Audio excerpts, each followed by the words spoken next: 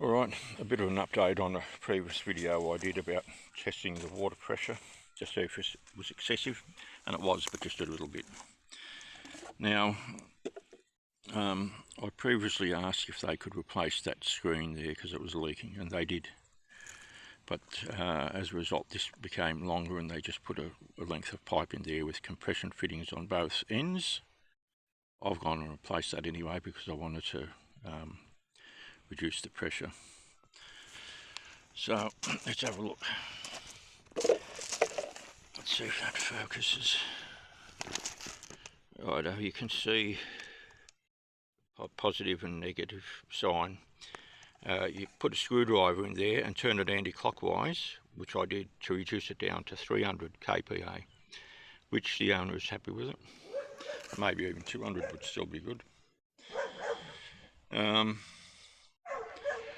Now, I ended up, the problem was I had a length left over, so I went to the hardware store and got a length of all thread. It was about 6 inch long, so I cut it down to size. Because they're not compression fittings, I had to use Teflon tape on both ends there. Now, in the previous video I asked the question, is it a coincidence that there were so many leaks in such a small time frame since the smart meters have been installed? And I think the answer is yes, because I've spoken to at least 10 other locals around here, and none of them had a problem more than one leak, and the leak often was caused by frozen water in these pipes bursting. We're here in the township of Broadford in the Shire of Mitchell, Victoria, Australia. And in winter around here you want to have a cover for this to protect it from the cold. But this cover here is not really good enough. You want a cover that covers the whole lot so that it doesn't freeze like has been done over the road there. It's not supposed to be. It's not supposed to be. You're supposed to be able to see through it so they can identify it. That wouldn't be a problem there anyway, because you can see with the tap there, it's pretty obvious that it's the water meter. Now, the neighbour here that did have a lot of leaks, there it is there, it's got a fishing bag over it. Now, after speaking to the neighbour, I found out that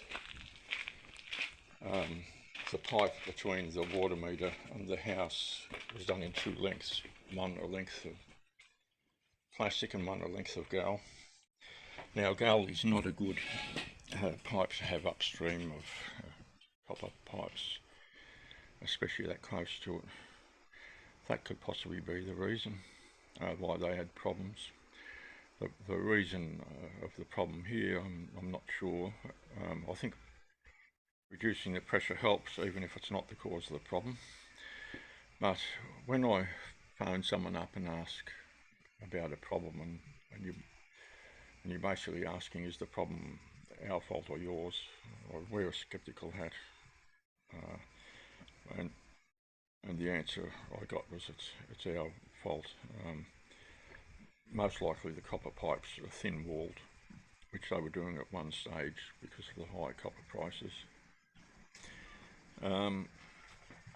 But that didn't really fit the time frame. But anyway, it's a possibility. Unfortunately, I threw away the offcuts, so I don't know. But if there is another leak, I will measure the thickness of the wall to find out if that's the problem. Anyway, so here's the container for that pressure reducing valve that we just looked at. I got that at Bunnings. I think it was $59. But I haven't seen any since. I've only seen one in there, and when I asked, they said you have to order it. You have to quote that product code number, and they'll order one in for you. Now, I've got one for my own property which I haven't installed yet, but I can't put one in line because there's not it just can't be done. the way the meter's set up at my place. So, but I can replace the elbow. So I'll be using that one. That one I got from Reese, about an extra $10. Here's the pipe that they made up, which I was mentioning. If you have a look in here, you might be able to see it's like a concave sort of a shape there at the end of the thread, and the part that screws into has a matching face, so that when you tighten it up it's waterproof. Now this is not a compression fitting, so they've had to use Teflon tape there. There's the offcut of the part that I got. It's about 6 inches before I cut it down. Now, a lot of people had to replace the inlet valve on the toilet, so including this place and my own place. When I've just gone and placed it, doesn't seem to focus, but if that does focus there, it'll say it's good for 1,000 kilopascals, so it shouldn't be a problem, but it often is. The new smart meters, even though they're not very old, a lot of them have already been replaced, and when I spoke to a guy installing them, he said that they had a few too many plastic internal parts that weren't standing up to it, so they're replacing it with a newer version again. And but they're using the old cover, even though the cover doesn't fit well. What else? I think that's about it.